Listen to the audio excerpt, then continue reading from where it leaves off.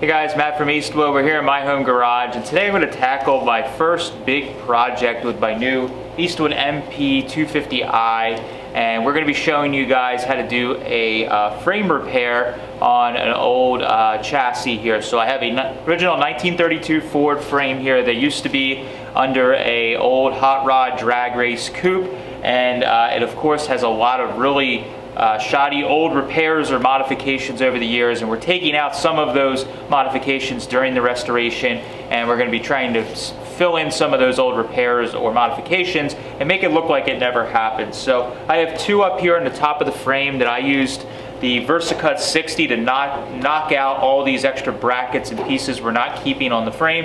And these two spots right here are probably the most offensive. They're right in the engine bay area. Not only are they visual, like you'll see them when the car's done, but also it's an area that we need a lot of strength because this is where our engine's going to be sitting. So we need to repair these two pieces here on the top. I'm going to show you guys how to do it, and I'm going to use the high frequency start TIG function on the MP250i and show you guys how you can do this repair, get it metal finished out so basically it's virtually invisible, and get something that's also safe for the frame. So let's get started. Okay, so first thing we want to do is try and make these cuts where we're going to be making patches for it a little more symmetrical, or at least a little more uniform. When I was cutting these with the VersaCut 60, I was trying to just stay really tight to where they had welded and build up a bunch of stick weld to weld this mount on. So obviously where they welded wasn't going to be, you know, a perfect half circle or anything like that. So what I'm going to do is try and, number one, make it look a little more uniform so that when I make my patch panel, I don't have to do all kinds of weird in and outs to make it fit nicely. And the other thing is, the plasma cutter, while it does make a clean cut, it does leave a little bit of slag on the frame. And if we try and weld, especially with a TIG welder, right on this dirty edge from the plasma cutter, it's going to spit and pop and carry on for us, and we're not going to get a good, clean, strong weld. So I'm going to take a flap disc on the angle grinder and just go in here and clean some of this up. I'll probably round this corner or finish this corner out right here, and then we're going to grind on the underside to knock all the slag and everything off and get it all cleaned up so we have nice fresh metal, and then we can make our patch.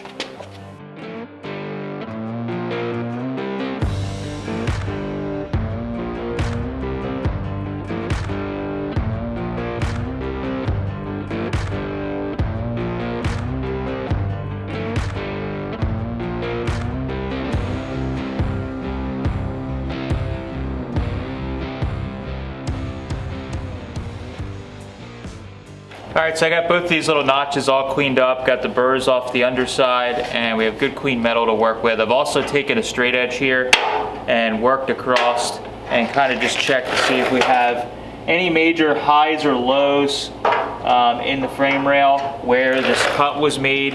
Like right behind here we have some stuff where they kind of hammered and bent the frame rail that we'll need to repair, but I wanted to make sure there wasn't any damage right on either side of these. It seems pretty good. There's a couple of tiny little whoops in there, but nothing that's really major in the grand scheme of things, especially on a frame. So this works out pretty good. So what I like to use is just some simple masking paper. I have some of these these more narrow rolls rather than full sheets that I use for stuff like this. And what I do is, has a nice, especially on these frame repairs, it's really handy. It has a nice straight edge right across the one edge. So what you can do is line it up with the edge of the frame rail here, and we can put one of these stitch weld magnets right on there, and then we can move the paper around till we get ourselves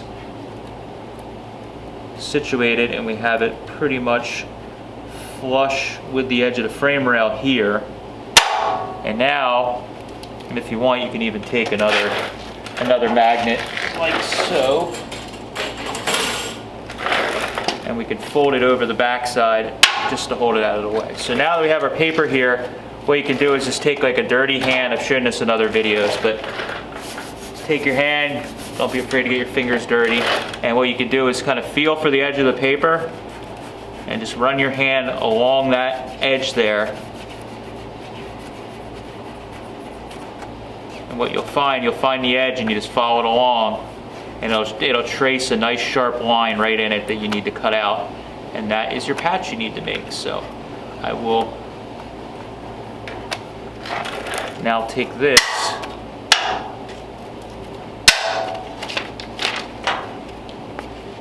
and we can get a good sharp set of aviation snips. You can actually use them like scissors.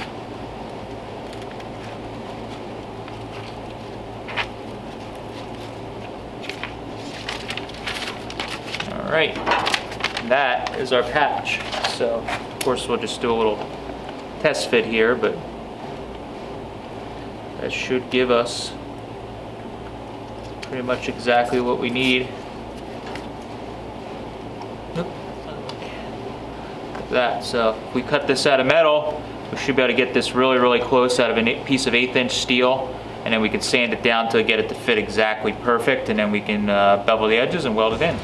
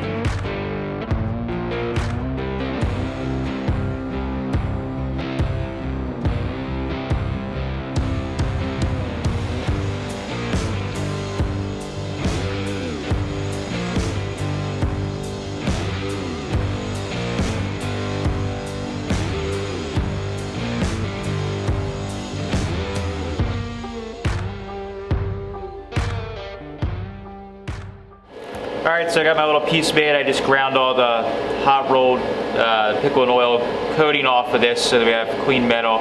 I'm not worried about making it super smooth right now because we're going to be going back over everything with the DA when we're all done. So the main thing I did is I beveled, pretty good bevel all the way around this edge, and I beveled on both sides, both of these cutouts on the frame. I beveled both of them as well so we can get real good penetration. And I'm going to again use my stitch weld magnets. Now, one thing to mention is that this patch here, the very corners are kind of open here. I didn't go crazy tapering off the corners because what I found is at the higher amperage you end up just burning it away anyways. So what I do is I leave those to the end. I'll get them tacked, but I'll leave them to the end, and then I'll show you guys how I kind of go about doing those. So I'll get this kind of centered here, and we'll do a dance around the magnets, but by using a magnet on the bottom and two on the top, it kind of keeps it all kind of square and level. And then I'll just move it to favor one side so I can get a tack in over here without the magnet interfering too bad. So I have the welder set at like 91 amps right now, so we can get a good hot weld on this. I'm going to go through and tack.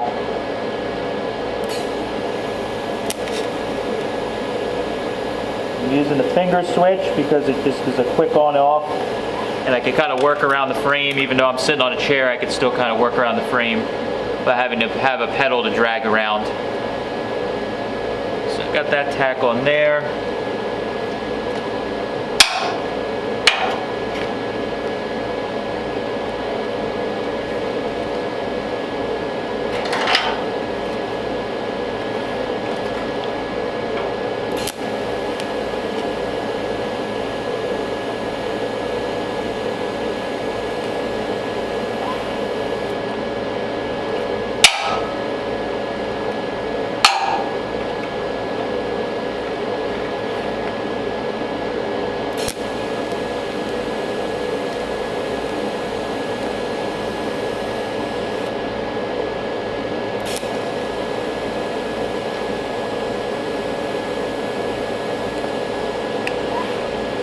I have a couple little gaps where I was sanding it and I went a little too far trying to get it to fit just right, and I went a little too far on my disc sander, but they should be no problem to fill in.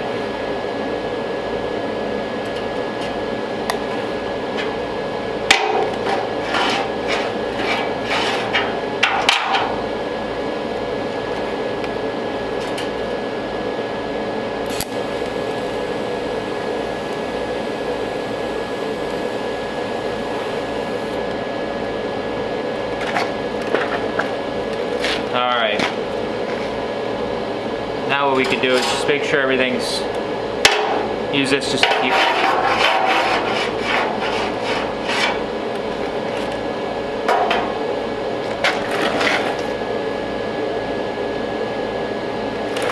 Alright, we look good still, not high anywhere, so we can go ahead and start welding this. Now I'm using 1/16 rod. You could use 3/32 here. We're at the point where it's probably a personal preference. I like the 1/16 because I can keep the puddle pretty small, and if I need to like shove rod in to fill up a little gap like we have here, I can do that. That's just me having to, you know, be conscious that I'm gonna have to do that in the beginning here.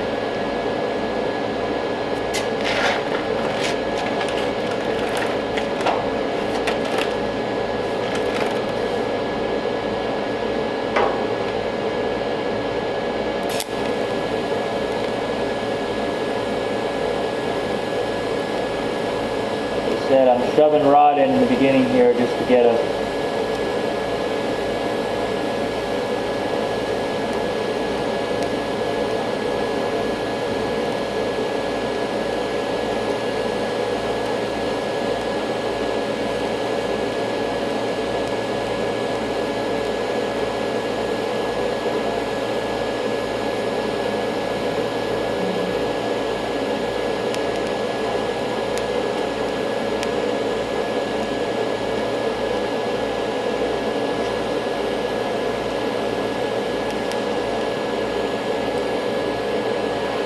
leave that very corner alone on both sides. We'll fill those in at the very end. Don't want to blow those holes bigger than they are already. So we'll fill them in, that'll be no problem. So goal here is to get a nice hot weld because we're trying to get real good penetration in there. And not have to go back too much to fill pinholes. I'm sure there'll be a couple. So now what we'll do is we're going to turn the welder down to about, say 55 amps. So that'll still be enough to actually melt the filler wire, the 1/16 filler rod, but it won't be so much it's going to open the gap up real fast. So we're just trying to weld and fill in this gap on both corners.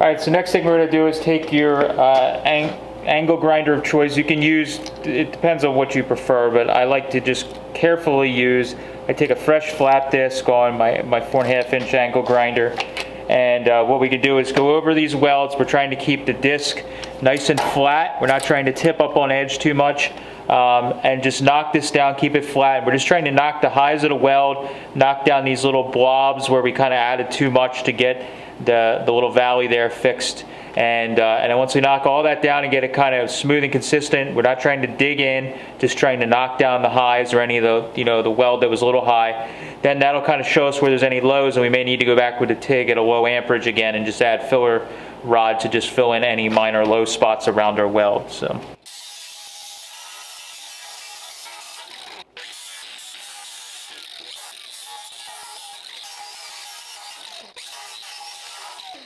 Alright, so I'm using my straight edge to go over with this. This is a little more difficult than just a sheet metal patch where you can just tap it around with a hammer and dolly pretty lightly. This is thicker metal, we got to hit on it harder, and we want to make every hit count. So I have a little spot here that looked like it was kind of high, and I can see that my straight edge is actually rocking just a little bit right here. So I don't know if that weld's still a little tall, but I don't like grinding more than I need to. So I'm going to actually use one of these dead blow hammers. This is like one of the smaller size ones that works pretty well, and a dolly, and we're going to actually try and smash this weld down. It's a nice thing with TIG welding is we can actually smash the weld a little bit. I'm not using a body hammer because honestly we got to swing too hard, we might break the handle on a traditional sheet metal body hammer. So I'm going to use this just to knock this down here, and a normal dolly.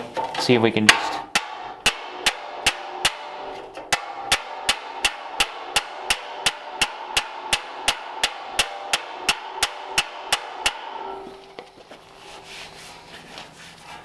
it already feels a little better.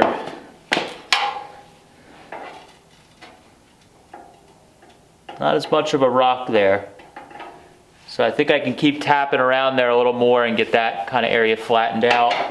All this area here is pretty good. There's just some little lows on the outside of my weld puddle where it didn't like wet out all the way. So what I'll do is I'll go back with the TIG on a slightly lower amperage, and we'll just add just a tiny bit of filler rod right around that outside perimeter there. That'll fill in those little tiny pits. Go over with the sander with the grinder one more time, then we can go with the DA and it'll really dial in any major issues there. Now the frame is pitted around here, so we're not going to get it perfect, but we should be able to get our repair area pretty darn good with a little more work.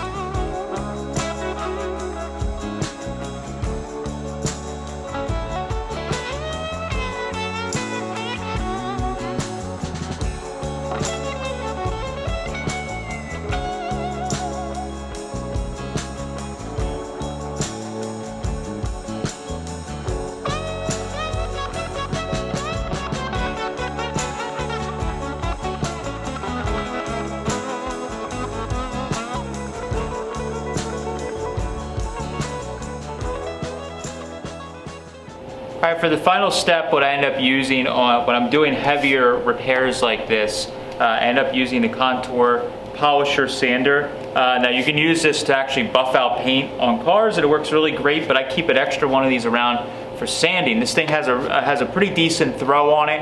And number two, it's electric and it has a speed control, so you can actually get pretty aggressive with this thing. Not something, again, that I'd go crazy with on sheet metal, but since we're doing some repairs on this frame and it's thicker metal, we can go a little harder on it to knock out those scratches that we used from using the flap disc to get everything kind of finished out, and to the point that we need it for doing body work and primer and stuff in the future. So I take 80 grit paper, get it stuck on there, and then I have it turned at 3 for speed. I don't have it turned all the way up because this thing can go pretty fast, and just work the panel nice and flat.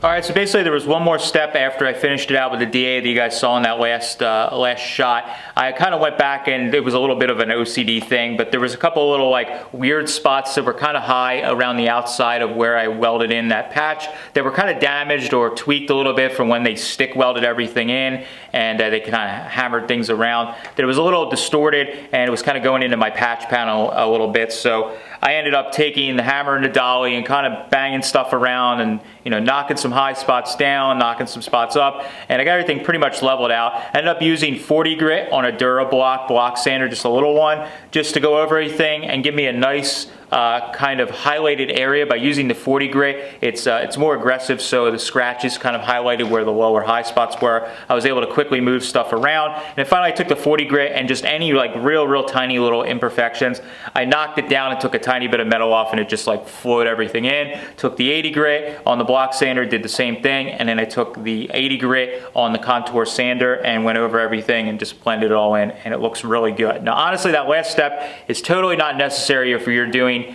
a repair like this on a frame, because the frame is already pitted. It's nearly 100 years old, and all the spots around it, all the metal around it, has pitting of some sort, and it's going to need either high build primer or a skim coat of filler to be perfect. But this was a fun little exercise to show you guys what you can do with the Elite MP250i on the TIG function, and a little bit of time with a hammer, dolly, sander, you can get some really nice patch panels welding into a frame, and you can maybe save a frame that you would have possibly thrown away just by taking these small little victories and fixing these little spots, and you can get something that's really nice and you can save a frame to use with your project. Now if you want to learn more about the Elite MP250i, you can click the link down below, or you can visit eastwood.com to get all the tools you need to do the job right. Thanks guys, catch you later.